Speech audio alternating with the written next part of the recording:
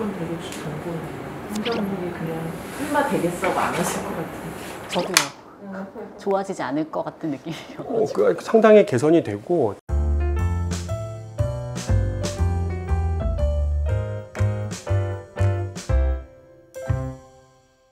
다들 또 궁금해하시는 것 중에 하나가 수술 받고 얼마나 재발할 것이냐 인데요. 수술한 후에 그 혹시 예측할 수 있는 이런 방법이나 이런 게 있나요? 1기에서부터 2기까지는 이제 수술을 바로 한다고 그랬는데 그건 임상병기인 거고, 실제로 수술해서 조직 검사를 다 해서 1기인 사람도 림프절 전이가 발견이 되면 뭐 2기나 3기 이렇게 올라갈 수가 있게 되는데, 그런 거를 최종 병기라고 이야기를 하거든요. 그 병기가 올라갈수록 당연히 재발률이 높아집니다. 1기보다 2기가 더 재발 많이 하고 2기보다 3기가 더 재발을 많이 하죠. 그래서 병기가 가장 중요한 예측 인자고요. 같은 1기라 그래도 그 세포의 모양을 보면 세포 모양이 뭐 분화도가 좀 떨어진다든지,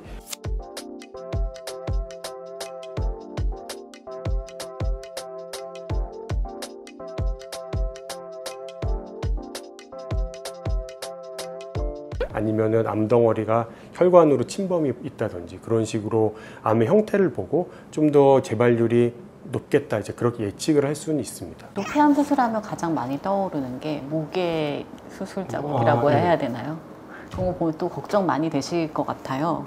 모든 폐암 환자들이 수술 후에 이런 모습을 가지게 되나요? 그렇진 않죠. 그 얘기하신 거는 기관절개술이라고 해서 목에다 이제 구멍을 뚫는 건데, 그렇게 되는 경우는 요즘은 이제 거의 없고, 어떻게 보면 약간 클리셰라고 그러나요? 너무 약간 진부하잖아요. 맞아요. 금연 광고에 나와가지고 그게 너무 아직도 많이 남아있는 것 같습니다. 그렇진 않은데, 이제 어쨌든 근데 우리가 폐암 수술할 때 항상 사망률에 대해서 얘기는 하거든요. 폐암 수술하면 사망률을 저는 통상 1%라고 이야기를 하거든요. 그러니까 100명 수술하면 1명 정도는 돌아가실 수 있다고 이야기를 하고, 그게 많지 않은 숫자라고 생각을 할 수 있겠지만, 제가 이를테면 1년에 폐암 수술을 400명 정도 한다 그러면 4명 정도는 돌아가시는 거예요. 그러니까 어쨌든 간에 수술하고 나서 여러 가지 회복을 못해서 돌아가시는 경우들이 있는 거죠. 오히려 이제 심장 수술이 더 위험하다고 생각을 하지만, 쉽게 설명을 하면 심장 수술은 나쁜 거를 고쳐주는 수술이에요. 그러니까 예를 들면 관상동맥이 막혀 있으면 우회수를 해서 피가 잘 가게끔 하고,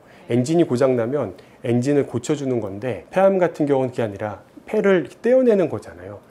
폐활량이 그렇게 줄어드는 거죠. 뭐 4분의 1, 5분의 1이 줄어든 상태이기 때문에 오히려 환자가 수술하고 나면 더 안 좋아질 수밖에 없는 거고, 그래서 제가 생각하기에는 이 흉부외과 수술 중에 폐나 식도 수술이 환자들이 생각하는 것보다는 좀 더 약간 위험한 측면이 있긴 있습니다. 폐암 수술 전에 환자들이 혹시 더 주의해야 될 점이 있을까요? 폐 기능과 관련된 부분들이 이제 가장 중요할 텐데, 담배 피시는 분들은 당연히 담배 끊으셔야 되고요. 근데 담배 못 끊는 분들이 꽤 많습니다.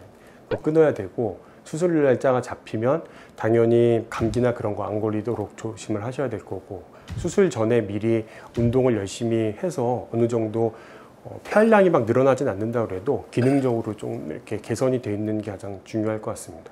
그리고 이제 담배 때문에 폐암이 많이 생겨서, 담배 많이 피운 분들은 폐암뿐 아니라 만성 폐쇄성 폐질환이라는 게 같이 동반되는 경우들이 있는데, 그런 경우는 호흡기내과 교수님들이랑 좀 상의를 하셔서 적절하게 호흡기 치료, 그러니까 호흡기를 단다는 게 아니라 흡입제나 그런 거를 사용을 해서 좀 어느 정도 폐 기능을 개선시키고 수술하는 게 좀 도움이 될 것 같습니다. COPD 환자는 폐가 조금 안 좋을 것 같은데 그럼에도 불구하고 폐암 수술이 가능한 경우도 있나요? 이제 그런 경우가 여러 가지를 따져야죠. 그러니까 폐활량 검사해서 수치를 확인을 해야 되고, 수술할 경우에 남는 폐가 어느 정도인지 그런 것도 확인을 해야 되고, 폐활량만으로 좀 알기가 어려우면 몇 가지 검사들이 있거든요. 예를 들면 운동을 좀 시켜서 운동을 얼마큼 견디느냐, 그러니까 폐 기능이 떨어져 있어도 운동 부하를 견디는 분들이 있는데, 이제 그런 분들은 견딜 수 있는지 못 견디는지 그런 걸 좀 확인을 해서 수술 여부를 결정을 해야 됩니다. 네, 교수님 아까 운동을 미리 해서 조금 더 건강하게 만드는 게 좋다고 하셨는데, 운동을 안 하던 분이 수술 전에 한 달 내지는 몇 주 운동하는 게 그래도 의미가 있나요? 저는 있다고 생각을 하고요. 이제 그런 거를 명확하게 연구로 밝히기는 어렵지만, 운동이라는 게 막 엄청난 운동을 해라 그게 아니라 걷는 거라든지 유산소 운동 같은 걸 아무래도 하게 되면 폐활량이 개선되겠죠. 그건 되게 정보네요. 환자분들이 그냥 설마 되겠어고 안 하실 것 같아요. 저도요. 좋아지지 않을 것 같은 느낌이요. 상당히 개선이 되고, 특히 이제 아까 얘기했던 COPD 환자분들 같은 경우는 그러니까 흡입제 치료나 적절한 치료를 하면 상당히 폐 기능이 또 개선되는 걸 우리가 보거든요. 그렇죠. 예, 그래서 수술하기 전에 항상 이제 몸을 만든다는 표현이 좀 웃기지만 이렇게 컨디션 좋게끔 만들어서 수술하는 게 상당히 중요합니다. 폐암 수술 후에 많이 나타나는 부작용에 대해서 좀 설명해 주시면 좋을 것 같아요. 폐를 절제를 한 만큼 폐활량이 줄어드니까 폐 기능이 좋지 않았던 분들은 그만큼 숨찬 증상이 좀 생길 수가 있겠죠. 그래서 그거는 어쩔 수가 없는데, 대신에 아까 폐활량이 이제 다시 어느 정도 회복이 된다고 했는데, 가장 중요한 거는 한 수술하고 나서 6개월 이내에 활동량이 늘어나야지만 가능하거든요. 그래서 운동을 많이 하는 사람이 더 폐활량 회복이 더 잘 된다고 이미 이건 알려져 있는 거기 때문에 환자들한테 운동을 많이 이제 권유를 하고, 수술하고 나서 뭐 한 4일, 5일째 막 빨리 퇴원을 하라고 얘기를 드리는 이유가, 집에 가거나 아니면 요양병원 가서 누워 계시라고 얘기하는 게 아니라 가서 운동을 열심히 해라. 여자분들 같은 경우는 일상생활에 빨리 복귀하고, 남자들도 몸을 쓰는 직업이 아닌 사무직이면 그냥 나가서 다 일해라, 이제 그런 의미로 얘기를 하는 겁니다. 운동보다 더 중요한 게 일상생활에 대한 복귀고, 그래야지만 폐활량이 더 잘 개선이 되는 것 같고요. 폐활량 말고 또 생길 수 있는 거는, 이제 수술하고 나면 한 2, 3개월 정도 마른 기침을 많이 하게 되거든요. 가래가 나오는 게 아니라 그냥 마른 기침이 나오는데, 그거는 우리가 수술할 때 기관지 주변에 있는 림프절들을 이렇게 좀 제거를 하면서 미주신경 가지들이 좀 다치게 돼요. 신경 가지가 다치면 기관지가 자극을 받아서 이렇게 기침을 할 수밖에 없어요. 잠시 좀 예민해지는 건가요? 기관지가 예민해지는 거죠. 근데 그 경우 이제 약을 좀 쓰면 증상이 호전되긴 하지만, 완전히 또 그 호전이 되지 않기 때문에 마른 기침도 좀 어쩔 수가 없고, 그 다음에 또 환자들이 많이 얘기하는 게 통증이 되게 심해요. 오히려 머리 개두술을 하거나 개복술을 하는 것보다 이 개흉술 내지는 흉곽경으로 수술해도 많이 아프다고 그러는데, 그 이유가 결국은 가슴 안을 접근을 하려면 갈비뼈 사이를 크게 가르거나 아니면 조금 구멍을 내고 들어가더라도 갈비뼈 아래쪽에 있는 갈비 사이 신경이라는 게 눌리거나 손상이 될 수밖에 없거든요.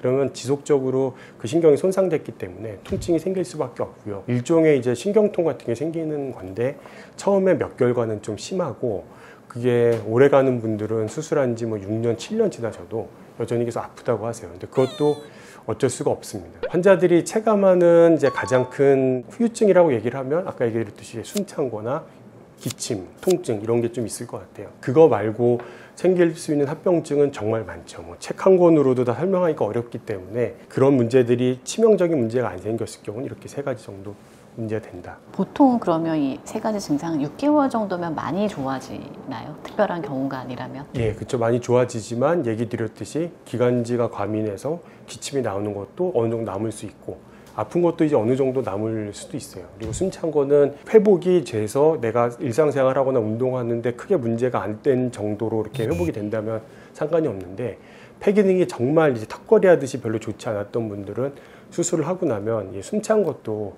계속 만성적으로 남을 수가 있겠죠. 좀 운동하는 게 중요하다고 하셨는데, 환자들에게 권하는 운동법은 그냥 가볍게 걷기? 뭐 걷기, 빠르게 걷기, 아니면 등산 같은 경우도 높은 산 정도가 아니더라도 낮은 산 정도 좀 올라가시는 거, 유산소 운동이 상당히 좋은 것 같습니다. 그게 힘들 것 같아요. 수술받고 아직 통증도 있고 기운이 없는데 더 나아지려면 참고 운동을 해야 된다는 것 자체가, 그렇죠. 예. 그게 힘들 것 같아요. 그게 힘든 건데, 내가 지금 노력을 하는 거에 따라서 앞으로 남은 여생이 어떻게 달라질까를 생각한다면 할 수밖에 없죠. 그리고 이제 또 얘기를 이제 드리는 게, 모든 운동은 수술을 받은 분이건 수술을 안 받은 분이건 간에 힘들어야지만 운동이 되는 거잖아요. 힘들지 않은 건 운동이 아니잖아요. 숨이 차고 뭐 근육이 아프고 그래야지 운동인 거기 때문에, 어느 정도 부하를 걸어주는 게 내가 이제 기능적으로 회복되는 데 도움이 됩니다. 그러니까 수술한 다음 날 막 그렇게 하시라는 게 아니라 집에 가셔서.